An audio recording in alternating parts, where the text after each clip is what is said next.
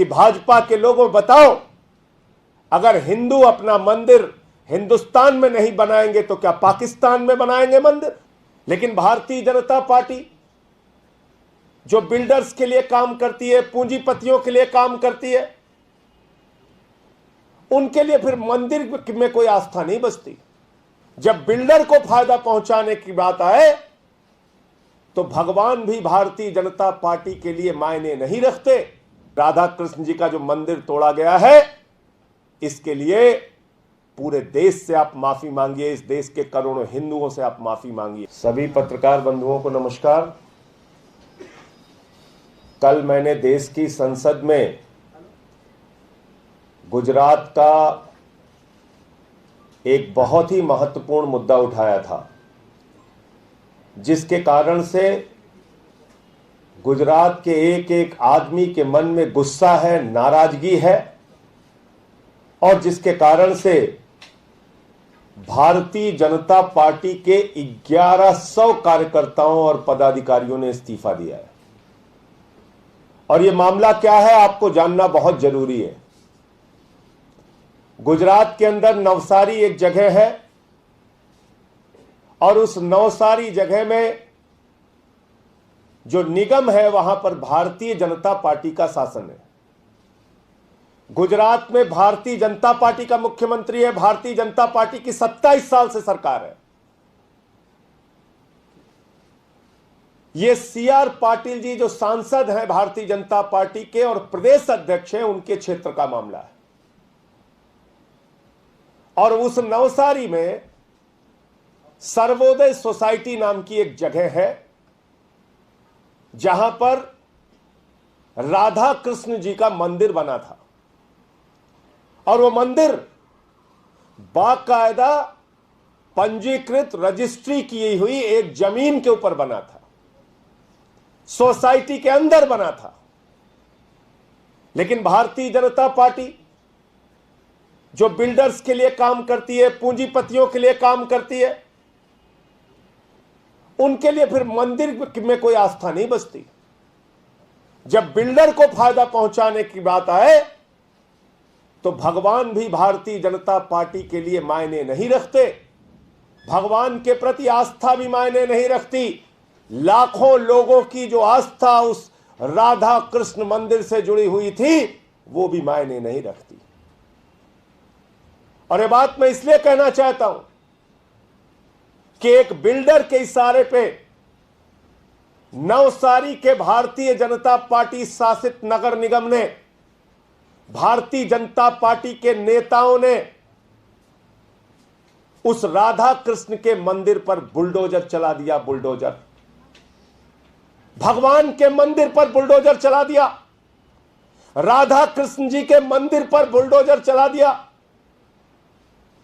जब वहां पर मौजूद महिलाएं विरोध करने आई, जब वहां पर मौजूद पुरुष विरोध करने आए, जब वहां पर मौजूद हजारों लोग बुलडोजर के सामने खड़े हो गए, तो उन महिलाओं का बाल पकड़ के घसीट घसीट के उनको मारा गया। न सिर्फ महिला पुलिस के द्वारा, बल्कि पुरुष पुलिस जो गुजरात की हैं, उन्होंने उन महिलाओं को घसीट घसीट के पीटा और मारा, उनको लहूलुहान कर दिया। और आज इस घटना से, भगवान राधा कृष्ण जी के मंदिर पर बुलडोजर चलाने की घटना से, एक एक गुजराती के मन में गुस्सा है, आक्रोश है। उन तमाम लाखों करोड़ों हिंदुओं के मन में गुस्सा है, आक्रोश है। और वो भारतीय जनता पार्टी से पूछना चाहते हैं कि भाजपा के लोगों बताओ, अगर हिंदू अपना मंदिर हिंदुस्तान में नहीं बनाएंगे तो क्या पाकिस्तान में बनाएंगे मंदिर? अगर हिंदू अपना मंदिर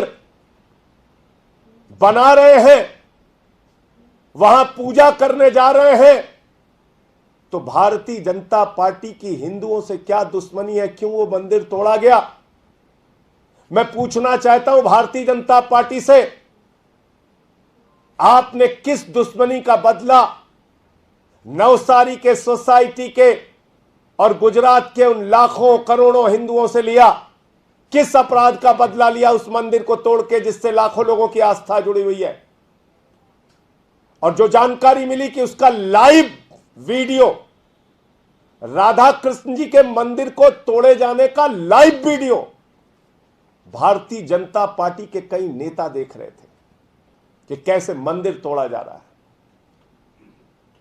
मैं बीजेपी के सारे वरिष्ठ नेताओं से ऊपर से लेकर नीचे तक, राष्ट्रीय अध्यक्ष से लेकर गुजरात के मुख्यमंत्री और तमाम नेताओं से, सीआर पाटिल जी से, सबसे मांग करता हूं कि राधा कृष्ण जी का जो मंदिर तोड़ा गया है, इसके लिए पूरे देश से आप माफी मांगिए। इस देश के करोड़ों हिंदुओं से आप माफी मांगिए।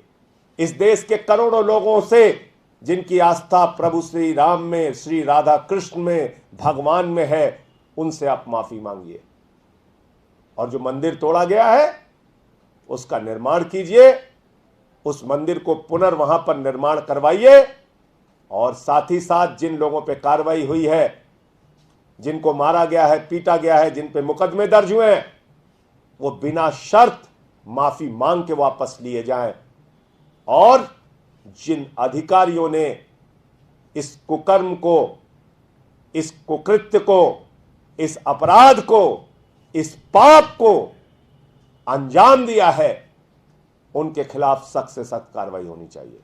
इसको लेकर आज मैंने देश के सर्वोच्च सदन में 267 का नोटिस भी दिया और वहां भी मांग की कि गुजरात में जिस तरीके से करोड़ों हिंदुओं की आस्था पर चोट पहुंचाई गई है, भगवान श्री राधा कृष्ण जी का मंदिर तोड़ा गया है, इस घटना को कोई सामान्य घटना ना समझा जाए और सदन में इसके बारे में चर्चा कराई जाए। लेकिन सभापति जी ने मुझे अनुमति नहीं दी, इसलिए आप लोगों के माध्यम से मैं देश के लोगों तक अपनी बात पहुंचाना चाहता हूं, गुजरात के लोगों तक अपनी बात पहुंचाना चाहता हूं कि आम आदमी पार्टी हर प्रकार से इस मुद्दे पर वहां के स्थानीय लोगों के साथ, गुजरात के लोगों के साथ, जिसको प्रधानमंत्री जी रेवड़ी कहते हैं, जिसको फ्रीबीज कहा जाता है, दरअसल वो हर इंसान के जिंदगी की जरूरत है।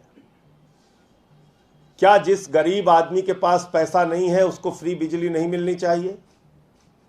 क्या जिस गरीब आदमी के पास पैसा नहीं है उसके लिए गरीबी अभिशाप बन गई है? उसके बच्चे को अच्छी शिक्षा नहीं मिलनी चाहिए, मुफ्त शिक्षा नहीं मिलनी चाहिए? क्या झुग्गी में रहने वाले, ऑटो चलाने वाले गरीब आदमी को, मजदूर के बेटे को अस्पताल में फ्री सुविधा नहीं मिलनी चाहिए? तो हमें यह तय करना होगा कि फ्रीबीज का माने क्या है। फ्रीबीज का माने है चंद पूंजीपतियों का लाखों करोड़ रुपए माफ करना, 11 लाख करोड़ रुपए माफ करना। यह है देश के जनता के पैसे पर लूट और चोट। अपने एक करीबी मित्र को आदरणीय प्रधानमंत्री जी ने, जिसकी हवाई जहाज से वो घूमते हैं, 2.5 लाख करोड़ रुपए का कर्जा दिया है। यह है फ्रीबीज, यह है मुफ्त की रेवड़ी।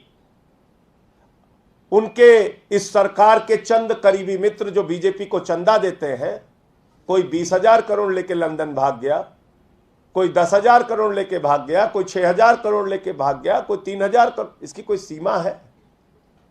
इसकी कोई सीमा है? मैं तो ये कह रहा हूं कि ये जो एनपीए हुए हैं, ये जो लाखों करोड़ का लोन माफ किया गया है, ये सारे पैसे आप वसूल कर लीजिए। आप इस देश की जनता को और मुफ्त की सेवाएं दे सकते हैं, ढेरों मुफ्त की सेवाएं दे सकते हैं। लेकिन मानसिकता का फर्क है। भारतीय जनता पार्टी का क्या मानसिकता है उनकी? जिस देश के लोगों के वोट के दम पे वो लोग जीतते हैं, जिस देश के पैसे से देश का खजाना भरता है, उस देश की जनता के बारे में भारतीय जनता पार्टी की क्या सोच है? भाजपा कहती है 80 करोड़ लोगों को मोदी जी फ्री फंड खाना खिला रहे हैं। यह मानसिकता है बीजेपी की। आपके मन में इतना अहंकार हो गया, आप लोगों का पेट भर रहे हैं। अरे आपका पेट इस देश के लोग भर रहे हैं, आपके लिए इस देश के लोग कमा रहे हैं, मेहनत कर रहे हैं। आपके खजाने में टैक्स के माध्यम से इस देश का आम आदमी पैसा भर रहा है। वो एक माचिस भी खरीदता है तो सरकार के खजाने में टैक्स देता है। आप उसको खिला रहे हैं, आप उसका पेट भर रहे हैं। Free fund. मुझे लगता है कि इस प्रकार का सोचना ठीक नहीं है। और माननीय सर्वोच्च न्यायालय ने क्या टिप्पणी की है उसका हम लोग अध्ययन करेंगे, लेकिन आम आदमी पार्टी का और हमारे मुख्यमंत्री अरविंद केजरीवाल जी का स्पष्ट तौर पे मानना है कि आम इंसान की जिंदगी की बुनियादी जरूरत मुफ्त में ही उसको मिलनी चाहिए।